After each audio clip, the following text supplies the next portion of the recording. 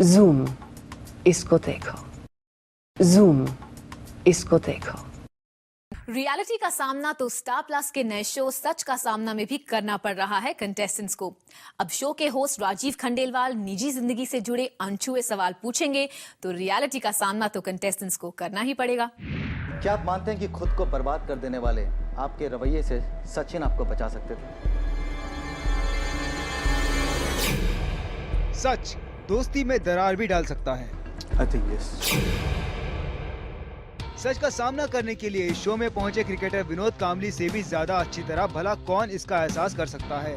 इस शो के होस्ट राजीव खंडेलवाल के सामने सच बोलने का चैलेंज लेकर पहुंचे विनोद कांबली से पूछे गए सवालों पर हो गया है बवाल, क्योंकि विनोद के सामने उनकी पर्सनल लाइफ और प्रोफेशनल लाइफ से जुड़े ऐसे सवाल हैं जिनका सीधा मतलब board of Indian cricket control यानी BCCI और विनोद के सबसे अच्छे दोस्त सचिन तेंदुलकर से है। क्या आप मानते हैं कि खुद को बर्बाद कर देने वाले आपके रवैये से सचिन आपको बचा सकते थे? क्या आपको कभी महसूस हुआ कि भारतीय क्रिकेट टीम के सिलेक्टर्स ने आपके साथ भेदभाव किया? बच्चे से कुछ गलतियां होती है तो आप उनको जाके सुधारो, नहीं कि उनको जस्ट इग्नोर कर दो। विनोद इन सवालों का सामना भले ही कितनी ही समझदारी से क्यों न करे, पर जवाब सिर्फ हाँ या ना में ही हो सकता है। So the truth can't be manipulated. क्या आप मानते हैं कि खुद को बर्बाद कर देने वाले आपके रवैये से सचिन आपको बचा सकते थे? I think yes. Indian television पर आते ही कंट्रोवर्सीज खड़ी करने वाला ये शो है सच का सामना। आप में से कुछ लोग यहाँ इस कुर्सी पर बैठकर गुजरेंगे सच्चाई की अग्नि परीक्षा से और पूरी हिम्मत से करेंगे सच का सामना। शो में विनोद कांबली से पहले भी कई कंटेस्टेंट्स आकर अपने रिश्तों से जुड़े सच फेस कर चुके हैं। विनोद से पहले यहाँ पहुँचे यूसुफ हुसैन ने सच का सामना किया तो लगातार पर्सनल और कठिन होते जा रहे सवालों के चक्रव्यूह में आखिर वो भी फंस गए। क्या आप अपनी जायदाद में अपनी नाजायज औलाद को हिस्सा देंगे? अपने जीवन से जुड़ी औरतों के साथ आपके बर्ताव पर क्या आपको गर्व है? जी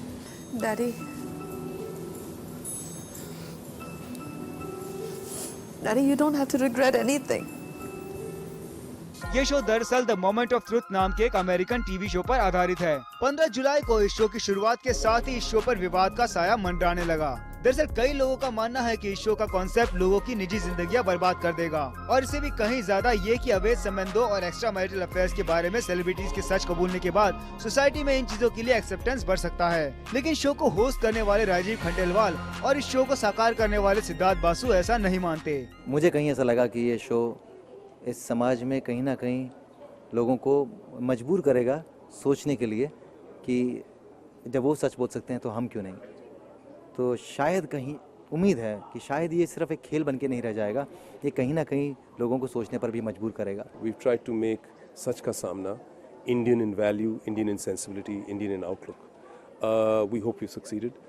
The narrative values are very strong. You get to know the stories of individual. It's not just a series of disclosures. तमाम कंट्रोवर्सीज के बावजूद शो को मिल रही है लगातार पॉपुलैरिटी, जो इस बात का इशारा तो कर रही है कि रियलिटी का सामना करने के लिए हर कोई पूरी तरह तैयार है। यानी शो बनाने वालों के लिए रियलिटी अब पहले से कहीं ज्यादा बिकने वाली हो गई है। तो कंटेस्टेंट को रियलिटी पैसा कमाने का मौका देने के साथ साथ शोहरत भी दे रही है।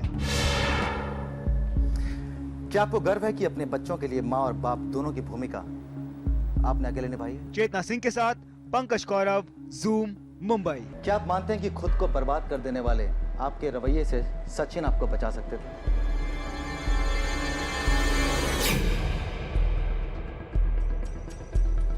I think yes.